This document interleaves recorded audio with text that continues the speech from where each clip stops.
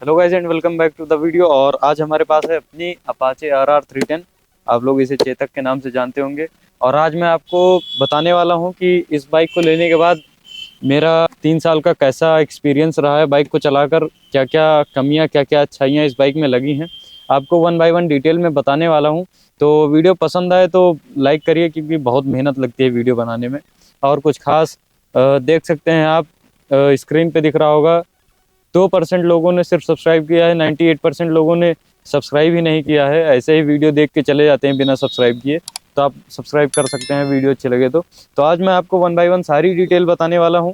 तो सबसे पहले बात करते हैं इस बाइक के इंजन की। 313 सीसी का इंजन है इस बाइक का। बात करते हैं इस बाइक के पावर की, तो इस बाइक में आपको 34 bhp की पावर और 27 Nm का टॉर्क मिल जाता है, जिससे कहीं ना कहीं आप अगर अर्बन मोड या रेन मोड पे राइड करेंगे तो आपको बहुत कम पावर लगेगी, जब तक आप स्पोर्ट मोड पे नहीं आएंगे।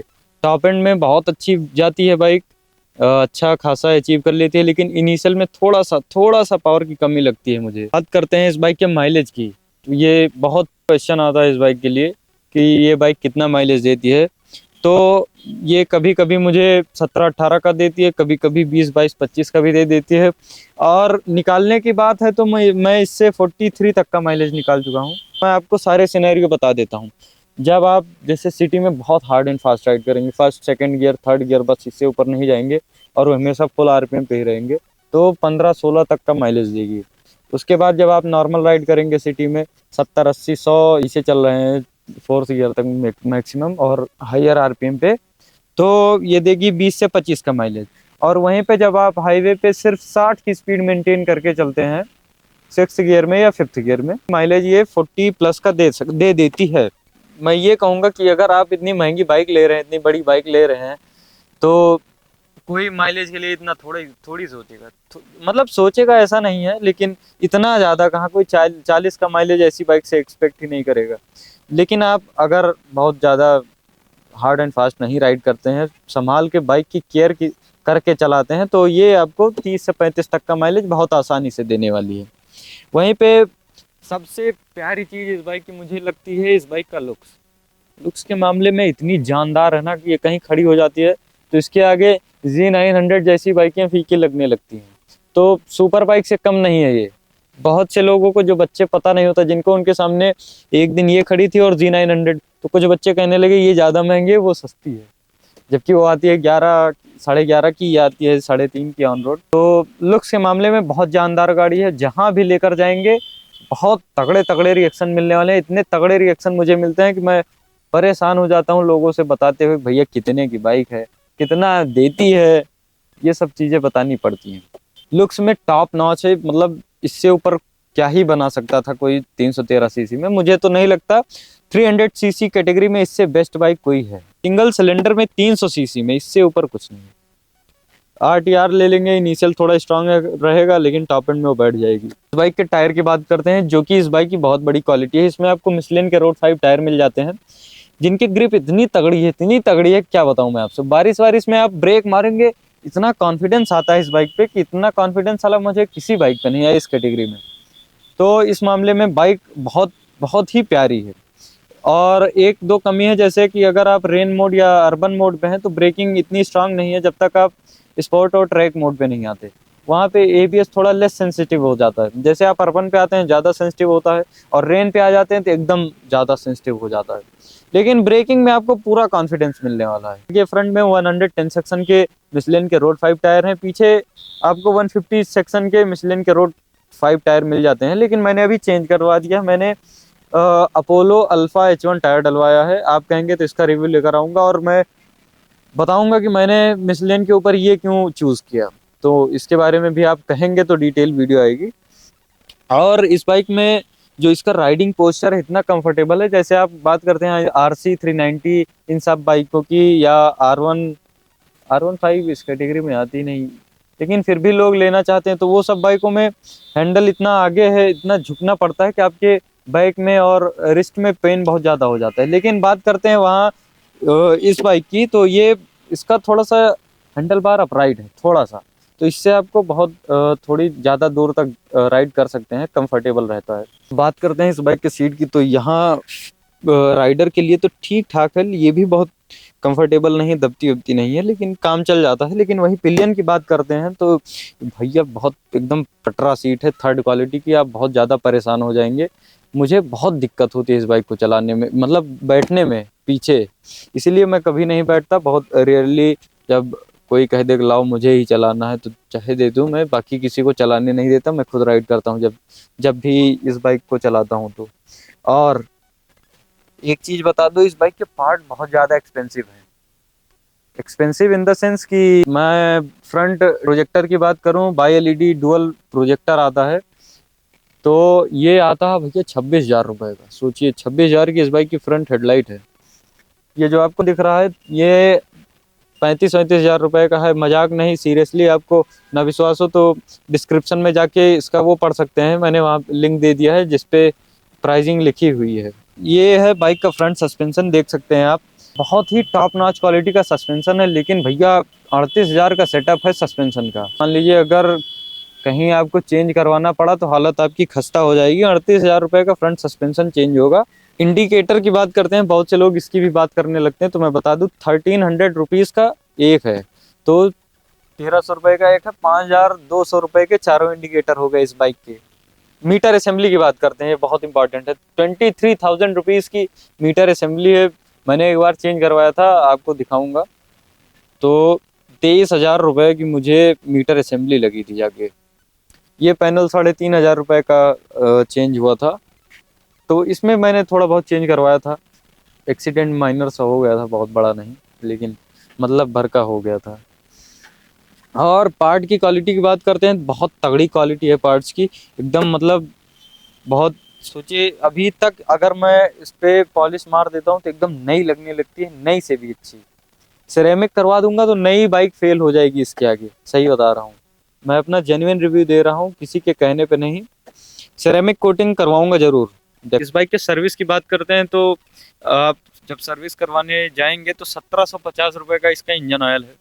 मेनली मान लीजिए कम से कम आपकी सर्विस होगी तो 4,000 रुपये में।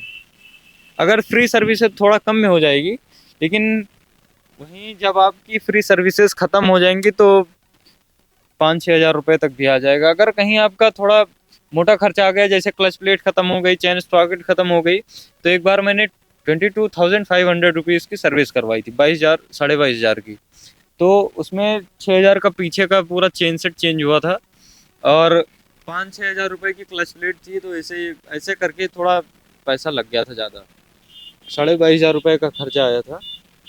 और हाँ, हाई मेंटेनेंस बाइक है ये, मैं कहूँगा।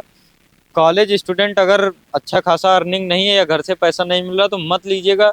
सेकंड हैंड तो बिल्कुल मत लीजिएगा, नहीं आप बिक जाएंगे सिर्फ यही बाइक के खर्चे करवाते डलवाते डलवाते।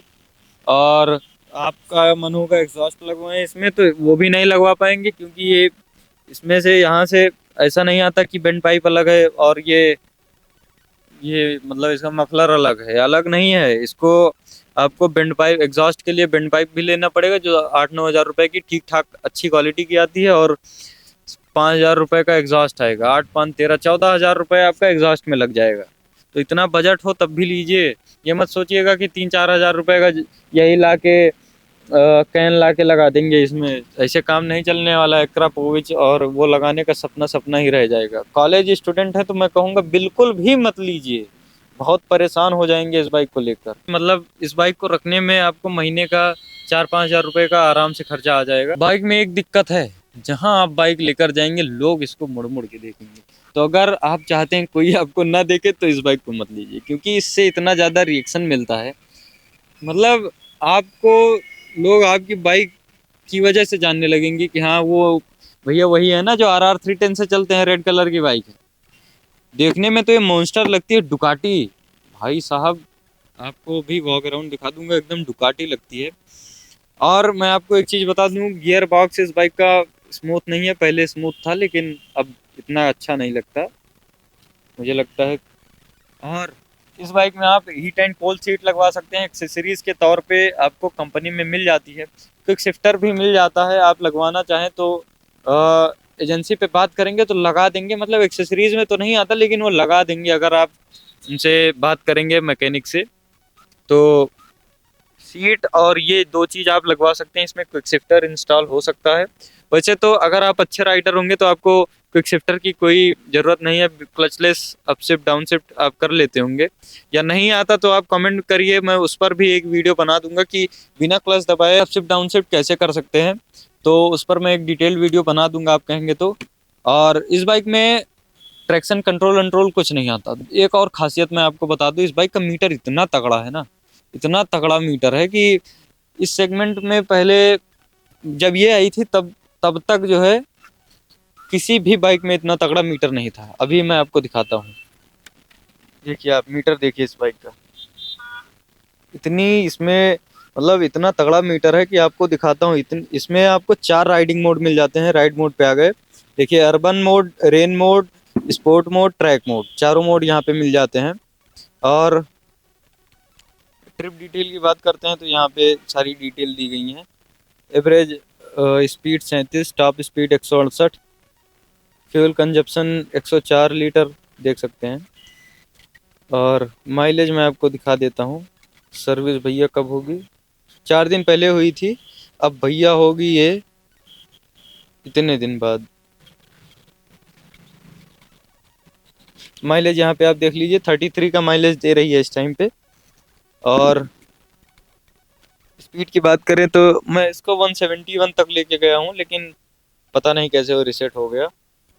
और लैप तो मैंने कोई किया नहीं, इस वजह से है नहीं। प्रेफरेंस में यहाँ आपको ब्लूटूथ कनेक्टिविटी मिल जाती है, जो BMW की G310RR आती है सेम इसी तरह उसमें नहीं मिलती। और कॉल वॉल आएगा तो यहाँ पता चल सकता है, मैप भी आपको मिल जाएगा। डेट को भी हमने ऑटो कर दिया, डे एंड नाइट मोड को भी हमने ऑटो कर दिया। तो देखिए वाइट पूरा इंटरफेस हो गया, क्या खतरनाक लगता है यार ये भी। मतलब इस पे इसके मीटर पे एक डेडिकेटेड वीडियो बन सकता है, इतना तगड़ा इसका मीटर है। यहाँ पे देख लीजिए ट्रिप मीटर, यहाँ पे आप सारे कस्टमाइज कर सकते हैं। यहाँ पे एवरेज माइलेज बता रहा है, यहाँ पे कूलेंट टेम्परेचर, यहाँ पे फ्यूल रेंज बता रहा है, टाइम यहाँ पे बता रहा है, यहाँ पे स्पीड बता रहा है, यहाँ पे आरपीएम। और आपको ये ट्रैक मोड का इंटरफेस दिखा देता हूँ। यहाँ पे आरपीएम बीच में बताएगा, उसके ऊपर स्पीड, यहाँ पे गियर पोजीशन इंडिकेटर, यहाँ पे फ्यूल, और वहाँ पे टेम्परेचर, नीचे डिस्टेंस टू एम्प्टी, रेंज, इधर ट्रिप या ऑडोमीटर आप सेट कर सकते हैं। ये बाइक का अर्बन मोड जिसमें माइलेज ठीक ठाक देती है, और सबसे किफ़ायती मोड है, आप इसमें बाइक कम तेल खाती है। यहाँ का इंटरफेस आप देख सकते हैं, मुझे कुछ खास नहीं लगता। और यह है रेन मोड, जब आप बारिश होगी तो ये मोड में चलाइए, तो जिससे ब्रेकिंग थोड़ा सा सॉफ्ट हो जाएगी और चलाने में मज़ा आएगा। ये तेल कम है बाइक में, इस वजह से ये लाइट जल रही है। तो और सबसे प्यारा मोड मेरा फेवरेट मोड है स्पोर्ट मोड, मैं अक्सर इसी पे चलाता हूँ। हेडलाइट आपको हाई बीम और लो बीम करके दिखा देता हूँ मैं। देखिए हाई बीम हो गई, low beam, high beam, low beam. में आपको रिवर्स इंक्लाइंड इंजन मिल जाता है, जो कि बाइक के व्हील बेस को कम करने में बहुत काम आता है। जिससे व्हील बेस कम रहेगा तो बाइक बहुत स्लिकेबल हो जाएगी, मैन्यूवर करना ईजी हो जाएगा बाइक को। और इसका एक और फ़ायदा है, ये जितनी भी हीट होगी, ये है यहाँ से एयर रैम बोलते हैं शायद इसको, तो ये सारी हीट बाहर फेंकेगा और आपके पैरों पे हीट नहीं लगेगी, तो बाइक ज़्यादा हीट भी नहीं होगी, ये खासियत है। और रिवर्स इंक्लाइंड इंजन की DOSC डुअल ओवरहेड कैम की यहाँ पे ब्रांडिंग दी गई है।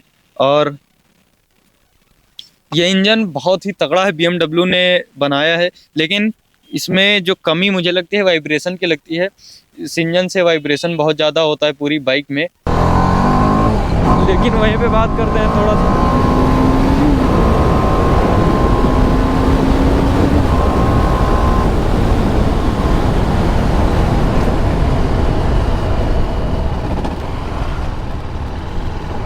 लेकिन जब बात करते हैं बाइक के ब्रेकिंग की, तो बाइक की ब्रेकिंग बहुत अच्छी क्वालिटी की है। मुझे तो बहुत अच्छा मतलब कॉन्फिडेंस आता है इस बाइक को चलाते हुए। स्पोर्ट मोड पे जो पावर फील होती है ना, वो टॉप नॉच क्वालिटी की पावर फील होने वाली, लेकिन वाइब्रेशन बहुत एनोइंग है।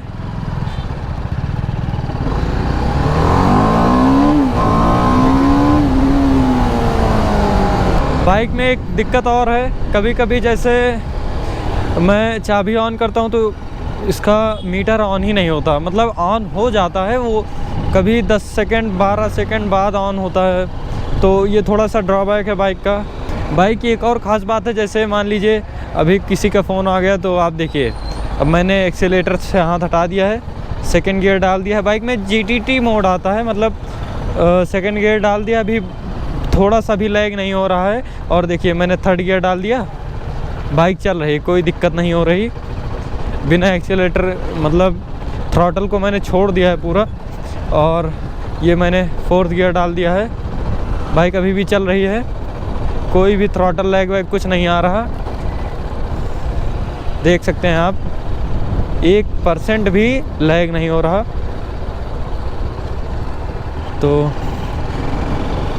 इस बाइक में ना एक बहुत अच्छी खासियत है, मतलब इसके सस्पेंशन इतने अच्छे हैं कि मैं आपसे क्या बताऊं।